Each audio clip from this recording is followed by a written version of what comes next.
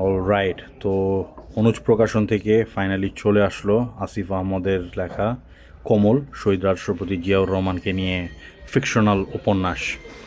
তো বইয়ের ব্যাপারে তো আমি আগে একটা বিটা রেড তো করছিলাম, বেটা রেড প্রতিক্রিয়া আমি দিছিলাম।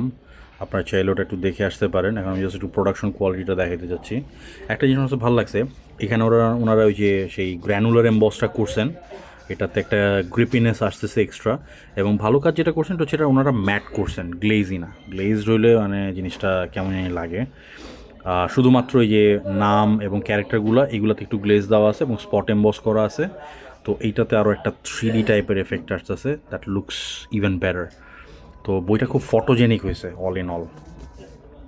আর বইয়ের ভিতরটা যদি দেখে আপনাদের, রঙিন পুস্তানি এবং খুব গোটা গোটা অক্ষরে প্রিন্ট করা, পড়তে কোনো সমস্যাই হবে না। বইটা খুলে পড়তেও কোনো সমস্যা নাই, একদম খুলে পড়া যাবে, কোনো সমস্যা হবে না এটাতে।